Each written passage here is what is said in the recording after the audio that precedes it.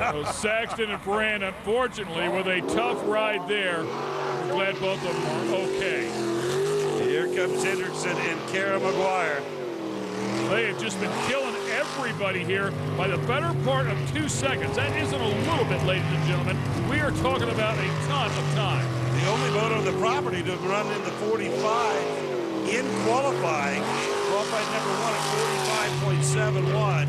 And we've actually talked to Kara before on the edge here, and she is known to be one of the better co-pilots in the business. No question.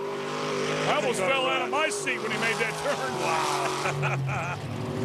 He stands on that throttle, man. Look at that thing take off. He gets up on top of the water, and another spectacular run here. Last time 46 flat, this time 46.2.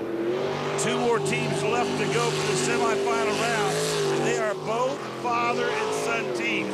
This is the Gar family. Josh does the navigating, Paul does the driving. And how cool is that? I will tell you that as a father who has a son that races, there is nothing more magical than to be able to go out and compete with your son inside of a vehicle, especially at this level. It is so cool to see this happening.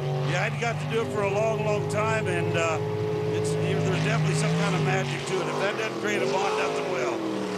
I don't know if doing it inside of one of these things would be the thing like you and I get to do it, but this is pretty wild. That is complete trust on both accounts, without a doubt. And you can see him. Look at him, man. He's saying, go, Dad, go, go, go. That's that throttle, baby.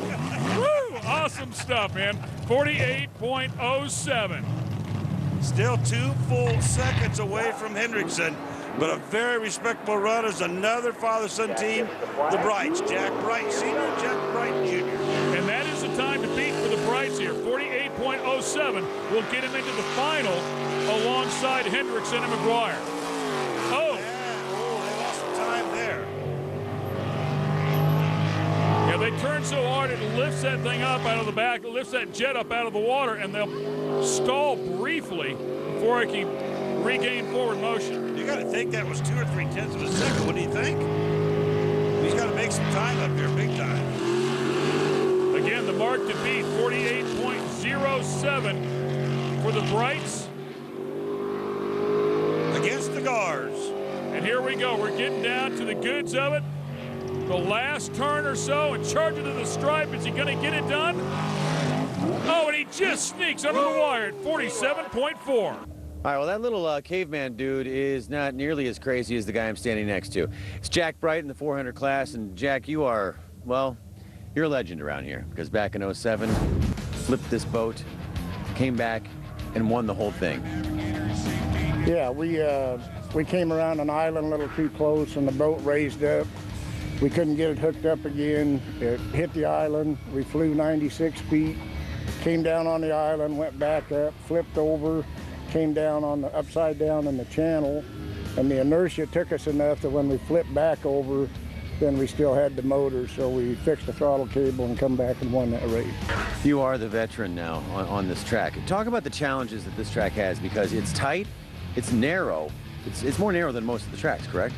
Yes, it is. This is a driver's track. This isn't a horsepower track. I mean, it doesn't matter if you got a lot of horsepower, you still got to drive it. As long as the boat's running, we'll be up on the podium.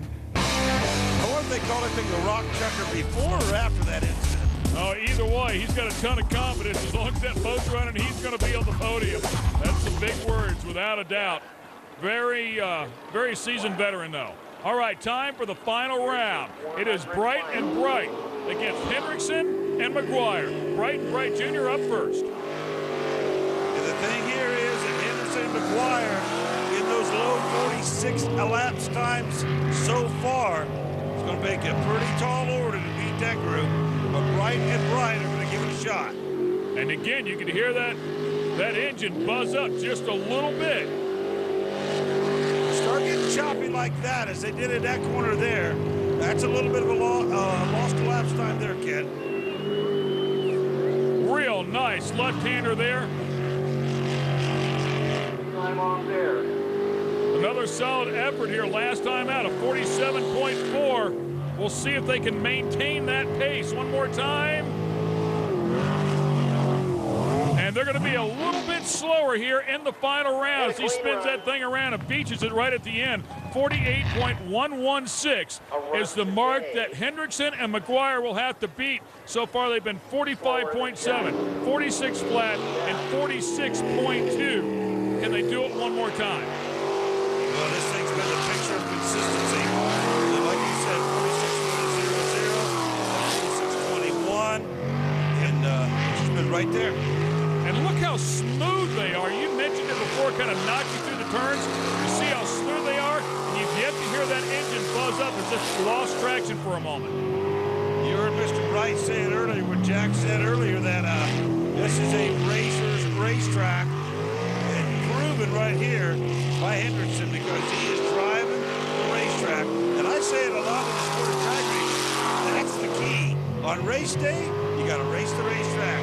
And as a result, you usually end up in victory lane. 46.02 as they nail it once again. They have been rock solid all day long, and they are your winner. I only heard that engine buzz up one time. When you watch them run this course, nobody was any smoother today. No, it was all about this pair right here. It was Hendrickson and McGuire from wire to wire.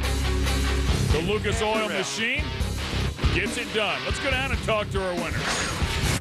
Well, I'll tell you something, Doug. It's nice when you're president of the USSBA, you put on an awesome event, thousands of fans, great turnout of boats, and you actually win a class. That's not a bad day. Oh, that's as good as it gets, buddy. I want to thank Lucas Oil, K&N, VP Fuel, everybody, all of our sponsors. The great sponsors. It's as good as it